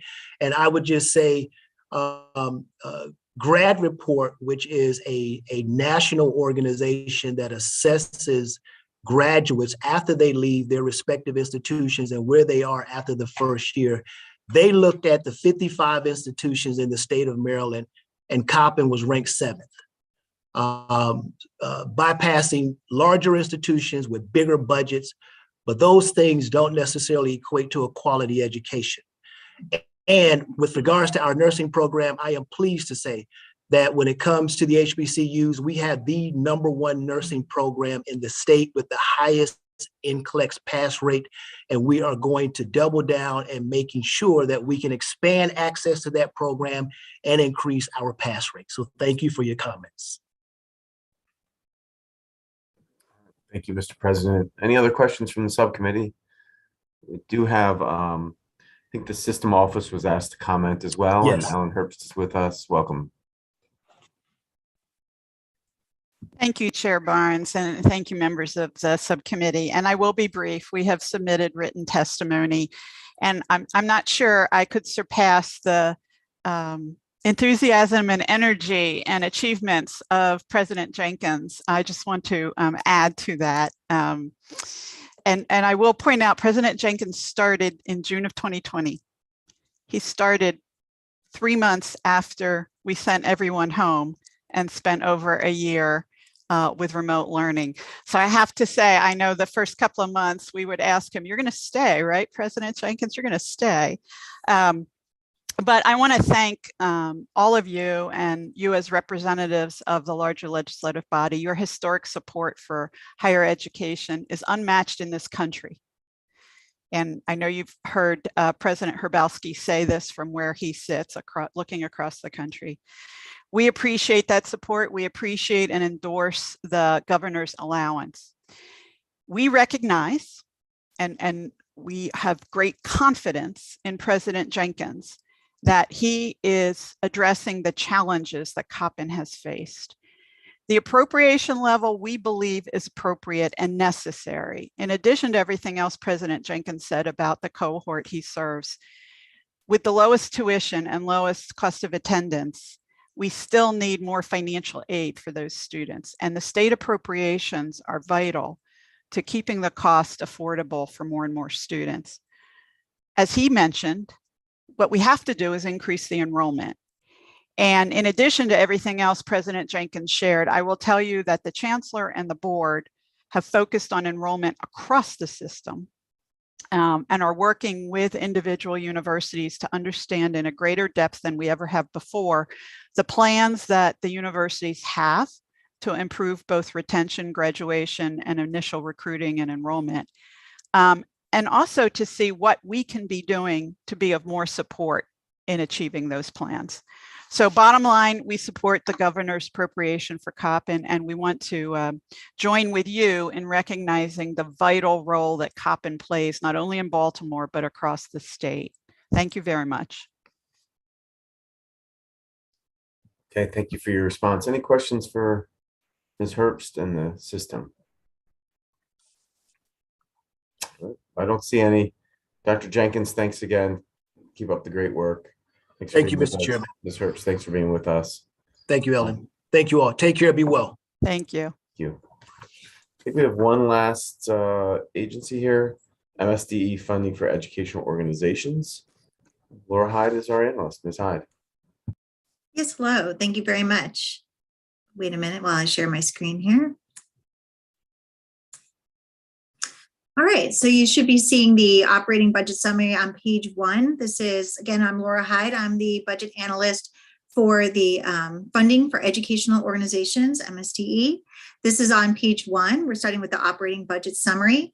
The fiscal 2023 budget for funding for educational organizations increases by 5.8 million or 12.5% to 52.3 million. This budget has a general fund increase of 2.5 million for the non-public school nursing program, 2.1 million for state aided institutions, 1.7 million in formula funding for Maryland School for the Blind, and 69,000 for Blind Industries and Services of Maryland.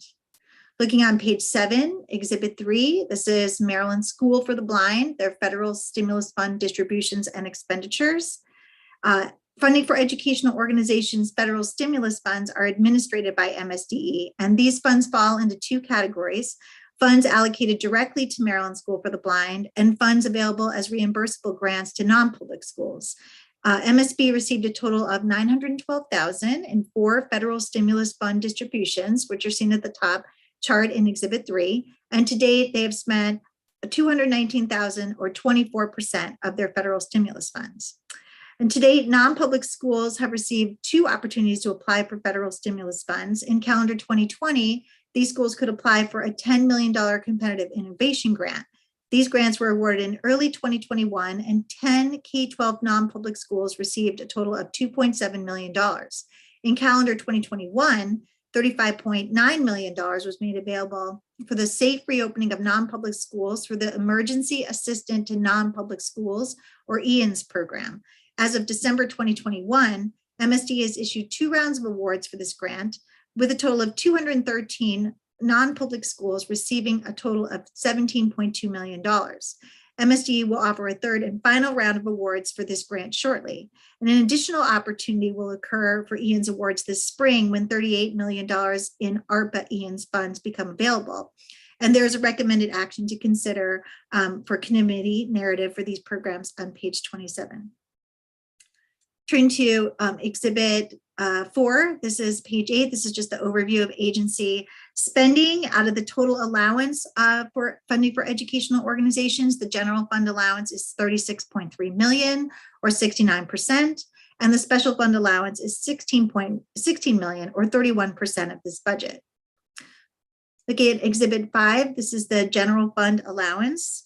Of the 36.3 million in the general fund allowance, Maryland School for the Blind receives 26.5 million or 73%. State aided institutions receive 6.6 million or 18%. The non-public schools nursing program receives 2.5 million or 7%. And Blind Services and Industries of Maryland receives 600,000 or 2%. Turning to page 10 for the special fund allowance, of the $16 million in special funds appropriated from the cigarette restitution fund in this proposed budget, 10 million or 62% is allocated to the Broadening Options and Opportunities for Students Today, or BOOST program, and 6 million or 38% is allocated to the Aid to Non-Public Schools program. Turning to page 12, this is state aided institutions. To determine the budget for SAIs, MSDE, and the Maryland State Board of Education, select applicants from nonprofit organizations that offer educational programming to Maryland students. This list is then forwarded to the governor for consideration, who determines SAIs will receive grants in any given fiscal year. Chapters 399 and 400 of 2021 require the governor to include a fiscal 2023 allowance for each SAI that is equal to or greater than the highest allocation that a recipient received in fiscal 20, 21, or 22. In addition, the governor must provide overall increase of $150,000 for this program. So to meet this mandate in fiscal 23, you can see that the fiscal 23 proposed budget has a total increase of approximately $241,000. All 56 institutions that received an allocation in fiscal 22 receive higher than the chapter 399-400 mandated amount in fiscal 23. Turning to page 14, Exhibit 9, this is Maryland School for the Blind enrollment. An enrollment formula in statute 8313 of the education article determines MSB's annual enrollment count, which includes a 4-year average to soften increases and decreases. Early intervention and outreach students are counted at 50%, and school-age students are counted at 100%. For fiscal 23, MSB's projected enrollment count is 392, which includes 217 school-age students, 36 early intervention students, and 139 outreach students. So for the purposes of formula funding, the fiscal 23 enrollment totals 305. On page 16, this is Exhibit 10, Maryland School for the Blind Revenues and Expenditures. In the past 5 years, funding from the state and local revenue is accounted for approximately 93% of MSB revenue. Fiscal 22 revenues total $36.8 million, with state and local revenue sources accounting for $34 million or 92% of this amount.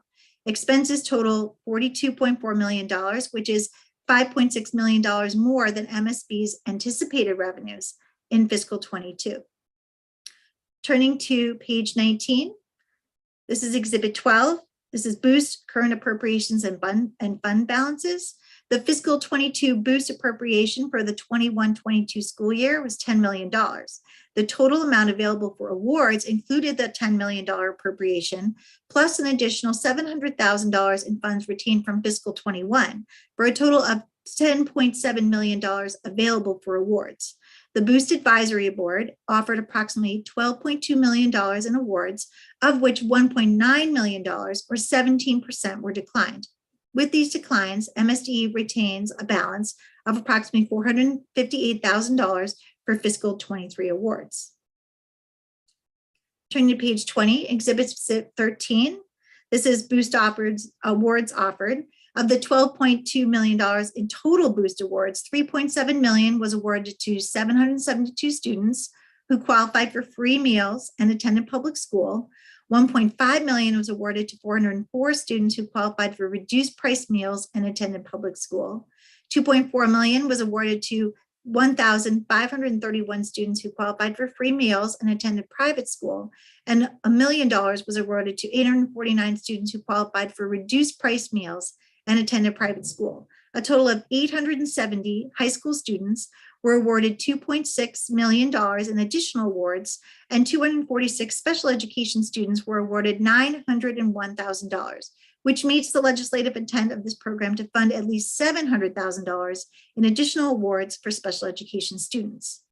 Recommended actions start on page 22 and include restoring language for annual language for the Aid to Non-Public Schools and Boost programs. The recommended action on page 27 that you see here for your consideration includes deleting the general fund appropriation for the non-public school nursing program due to the availability of federal funds to assist non-public schools. This ends my presentation and I stand for questions. Okay, thank you, Ms. Hyde, for the analysis. Any questions for our analyst? Don't see any. I see our superintendents here. Welcome. And your team, I'll let you address them and call them as you see fit. All right. Thank you. Thank you for having me. With me here is Justin Dayhoff, Assistant Soup of Financial Planning, Operations and Strategy. So he'll help me take some questions. But again, good afternoon, Chair Barnes and members of the subcommittee. I'm grateful to you and for your continued support and commitment to education. Thank you, Ms. Hyde, for your thoughtful analysis. As I begin today, I would like to take this time to thank all of Maryland's education partners. Operating in a worldwide pandemic over the last 2 years has been challenging at best. All school communities, public, private, and all teachers, parents and guardians, students, caregivers, families have done their best to overcome obstacles and persevere in spite of unprecedented circumstances. The funding for educational organizations budget includes the Maryland School for the Blind Industries and Services of Maryland, state-aided institutions, and several non-public schools programs. Representatives from the Maryland School for the Blind and the Blind Industries and Services of Maryland are available to address their programs. I will respond to the remainder of the analysis. Given the analysis explorations of non-public school aid, I focus my response today on the Boost program. proposed budget bill language related to non-public school handbooks, and the Governor's Emergency Education Relief Fund. Since 2016, the Boost program has provided scholarship awards to low-income students to attend non-public schools. To be eligible, non-public schools must participate in the non-public school textbook and technology program. The textbook program is also the gateway program for the Aging Schools program and the non-public school safety grant program. There are 266 non-public schools participating in the textbook program for the 21-22 school year. For the Boost program, the number of scholarship awards has grown from 2,416 in fiscal year 2017 to 3,109 in fiscal year 2022. Funding for the program has grown as well from 4.8 million in fiscal year 2017 to 10.7 million in fiscal year 2022.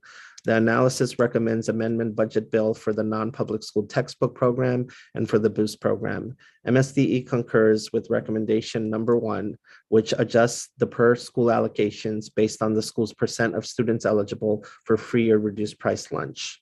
For recommendation number 2, MSDE does respectfully disagree. MSDE is concerned that the requirement for MSDE to receive and review handbooks will conflict with the recent federal district court ruling in a case filed by a participating school against the state and the Boost program. The court held that the state violated Bethel's First Amendment speech rights by excluding Bethel from the Boost program based solely on the content of its admissions policy. Specifically, the court stated, and I quote, "This court appreciates the legislator's interest in ensuring the Boost funding does not subsidize discrimination by participating schools." And the court goes on to also say, "But the state acts at its own peril when it attempts to draw lines between acceptable speech and unacceptable speech on specific topics." I point to you to our written response for that full quote and additional explanatory language. MSD requests that the handbook review requirement be deleted. Otherwise, as to the recommendation 3, 4, and 5 regarding non-public schools eligibility and Boost program reporting, the department concurs.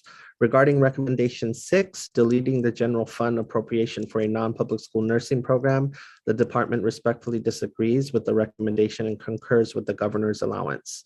The MSD also concurs with the legislator's request for a report related to the governor's Emergency Education Relief Fund, or GEARS.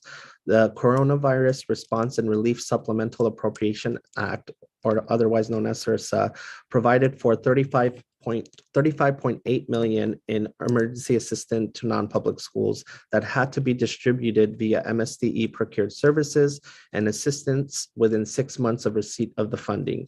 MSDE received the funds in January of 2021 and issued 2 rounds of funding in March and June of 2021, distributing $14.2 million to reimburse eligible non-public school expenses. This EENS program is a particularly difficult grant program to administer because MSD is not, under the federal provisions of the program, allowed to pass funding to non-public schools. MSD must instead provide allowable services and assistance to non-public schools that meet the federal program's allowable use criteria. The state then retains full title and ownership of any non-consumables administered to participating non-public schools. Unfortunately, if MSD were to provide, say, a new HVAC system, MSD would be unable to take that back at the end of the grant period. So while MSD can deny requests for HVAC under the federal program, the MSD nonetheless still has to allow non-public schools to request the service, in this example, HVAC replacement. For this reason, in December of 2021, the U.S. Department of Education found that the state's plan to administer the program non-compliant because MSD did not allow non-public schools to request funding for the allowable services and assistance that MSD knew it could not procure or administer. MSD was not the only state to have this issue, but the USDE allowed states who were in the process of administering the program at the 6-month mark to continue their implementation, thereby negating the 6-month timeframe. As a result, MSD issued a 3rd round of funding in January of 2022. Of the 264 schools that applied, 182 were eligible for funding. The eligible schools submitted requests totaling 31.6 million, 6 million in unreimbursed expenses, and 25.3 25.4 million in requests totaling written requests for services. MSD staff are finalizing the review of the requests. The next step is to categorize and procure the service requests, which MSD expects to complete by late spring. The American Rescue Plan included an additional 39.2 million in emergency assistance fund non-public schools. MSD plans to administer the ARP-AINS program in the same manner and expects to release applications to non-public schools by late spring. I want to end our response to the budget analysis by again thanking this committee for its commitment to the broad range of educational services and organizations represented here today. With that, I'm happy to answer any and all questions you have. With me is Justin Dayoff, as mentioned. Thank you. Thank you for your presentation, Mr. Superintendent. I guess a couple questions. First, I mean, I guess this is a pretty obvious question, but I'll throw it out there anyway. Are there financial, do our public schools have financial needs that have been unaddressed? Are there things that our schools still need from a financial capacity or have we just covered everything in the state?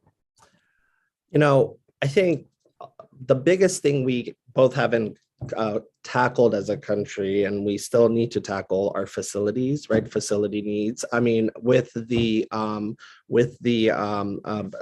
unprecedented federal aid, they could tackle facilities. Sure, we get better facilities, bigger facilities. We can exactly smaller class sizes, more teachers. I think absolutely, and what financial needs. So we're looking at $10 million of boost program. I mean, we could probably use that $10 million to tackle some of the needs that we haven't barely touched on, and we're just having an ad hoc discussion here. But $10 million, and it just seems that despite the best efforts of this House to maintain and corral this program, it's 150%, 250% from where it originally came on. It continues to grow and grow. I guess I'm editorializing, but let me ask you about this court finding that you touched on. It seemed like a astonishing court ruling to me, in that, hey, we can say in our handbook that we're going to discriminate. We can tell you we don't like you in the handbook, but hey, that doesn't mean you can prove that we've discriminated. How is that sustainable? How are we going to actually enforce our discrimination language that is so important to this House and this subcommittee, given this ruling? It seems like the only alternative left is to just get rid of the program. It's the only way. I mean, so I'll leave that. So the piece that I would share is on the, Senator Elfreth had a very similar question for you when I had this hearing recently. And, my department will do everything and anything to ensure discrimination does not happen. Just full stop, period. Unacceptable. The Boost board also pushed us to make sure to push against the case, right? And we lost. And council, and I told this to the other committee, I don't always listen to council, but on this one, I did on their recommendation. And ultimately, they saw the statement of values not the same as their enrollment practices. And I see what you're saying. We're going to monitor it. We're going to make sure that parents know their rights, and that doesn't happen. But like you said, like someone reading that, right, it doesn't already feel like a welcoming place if that's something that goes against, it's constructive discrimination. I know that the court said otherwise. They're wrong. It's really thrown a roadblock in this committee's endeavor to, and yours, frankly. I know you share our values, to make sure that we don't have discrimination. And obviously it's something this committee needs to take a hard look at. And I'm glad that you're going to do everything you can within the constraints of that opinion to enforce that language. Thank you. Any other questions, Delegate Novotny? Thank you, Mr. Chair. Just a quick question. So the Boost program obviously is set in place to help our most vulnerable and low-income families where there's individual students who could do better in other schools. Do you see individual cases in which these individual students in maybe a failing school that might need some infrastructure updates, where it might take 2 to 3 years to get that infrastructure update, but that student who moves to one of these other institutions is actually doing better as they move with the Boost program? I mean, do you see any redeeming value to the individual students going through this program? Delegate, here's what I will say, as coming from, a state that was also high on choice and such, is I think, 10 million is a drop in the bucket, but if we ultimately need to figure out how to provide a high quality education for 900,000 students, we can't choice our way out of quality. However, I do believe in best fit schools, but I will say, the non-public schools do get to screen students academically and come in and do interviews and such. So at the end of the day, what student are you taking and serving? And yes, students do better, but I would argue that those students would do better because they're academically already performing well. So, if there was a program that, it was a straight lottery and you take any type of students that are academically behind, like I offered choice programs, I offered, some of the most in-district charter schools in San Antonio, and they did not, screen academically and they did great. But that's not how this model is designed. But like I said, I think for that individual family and that parent, yes, it is life-changing for them. They exercise that right and choice. But I will say academically though, these are students who are already doing well and who they're screening for. So if we really want to make the argument of more opportunities, then I would say it should be open to all students regardless of their academic background, which is not at this time. Yeah. Thank you for the answer, and thank you, Chair Barnes. I appreciate it. Thank you, Delegate. This is an issue we're all thinking through very hard, so I appreciate your comments. Any other questions from the subcommittee for our superintendent? Let me just make a comment for state-aided institutions who often come and testify. The subcommittee passed a bill last year to mandate that spending. It's in the budget. And we're not going to cut any of I know you're all listening. None of that funding is going to be cut, none of that mandated funding. So rest at ease on that point.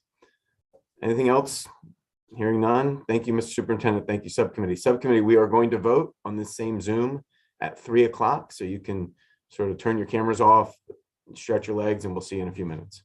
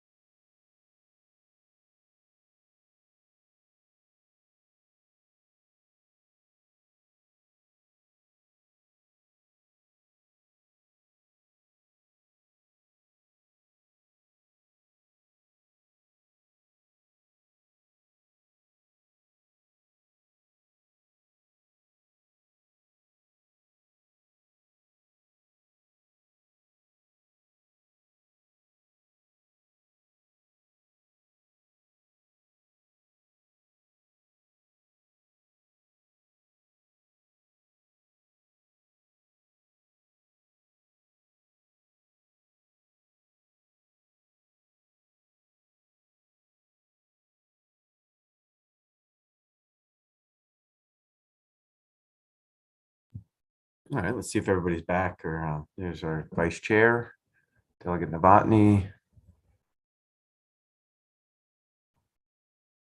Committee council.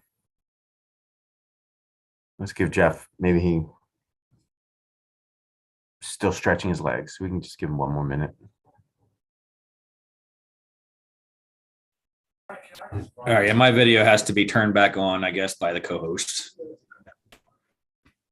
I appreciate that, by the way. I'm on my second energy drink, so I'm good to go. All right. Delegate Grice is with us. There he is. Cool. We have a couple of bills, right? 566, Council. Yep. So 566 requires the IAC to adopt regulations that require a local school system to include waste disposal infrastructure in the design documents that they submit to the IAC for new construction. There are no amendments. No one testified against this bill. No effect on state funding, no effect on local funding. This doesn't cost anybody anything to just try to make sure there's a recycling center. Any discussion? Mr. Chairman, move the bill. Second. Moved and seconded. Any further discussion? All in favor, say aye. Aye. Any opposed, just raise up your hand. That's unanimous. We have Delegate Solomon's bill, who was away for an emergency, but Council, you want to tell us about that bill? Yeah, I was going to go through page by page of the amendments, just so everyone's on the same page. So the first change that the sponsor made on page 2 of the bill is to prohibit a receiving institution from denying the transfer of a credit or course from a sending institution if no less than 70% of the learning outcomes are equivalent. This is something MHEC is putting in their transfer regulations, and the sponsor wanted to make sure that that is in the final regulations. So we just added that provision. If you go to page 3, there are changes that start in lines 5 through 8. The bill as introduced required all four-year institutions to participate in the transfer platform. I think the subcommittee heard from the non-public institutions, their concern about that requirement. Right now they participate willingly, and this would require them to do it. What the sponsor worked out is that he is putting forward that if a non-public institution has about 50 students that transfer within public institutions in the state to a MICUA institution or from a MICUA institution, then the institutions have to participate in the platform. The next changes are in lines 13. There was some disagreement about whether the commission had to delegate authority, and the commission was concerned that if they delegated, they still wouldn't have enforcement authority over the platform or access to the data in the platform. So this gives MHEC that ability even if they delegate to USM. The changes in lines 19 through 25 that go on the next page, these are asked for by the community colleges. These are things that they would like to see in the platform. And then the last change in the back of the bill starts in line 14 to line 20. This removes the annual appropriation for the platform, and it also removes the prohibition on the commission charging institutions to use the platform. Right now, the fiscal note says the platform costs institutions a yearly subscription between like $9,000, $10,000. So the sponsor would like the institutions to continue to pay. And I think actually a sponsor is just now joining the Zoom. So those are all the amendments he is putting forward. What's this bill number again? I'm sorry. House Bill 598. Okay. All right, is there any discussion on the amendments? Chairman, move the amendments. Second on the amendments? Second. All right, all in favor of the amendment, say aye. Aye. Aye. Any opposed, just raise up your hand. All right, the amendments are passed. Now, the bill is amended. Is there discussion? Any further questions? Delegate Rice, anyone? No, actually, this is a good bill. I'm ready to move on it. Delegate Rice says it's a good bill, so we're going to move on it. Second. Did I right, Mr. Chair? How are you doing, Mr. Vice Chair? Everything okay back home? Yeah, we got some great first responders who are doing an amazing job. We know that, but we're thinking about you hanging in there. Thanks for joining us for the vote. Looks like your bill has been moved and seconded. All in favor, say aye. Aye. Aye. Aye. Any opposed, just raise your hand. That one is unanimous as well. That's all we have, correct, Council? Yep. All right. Well, thank you, subcommittee. We'll see you soon.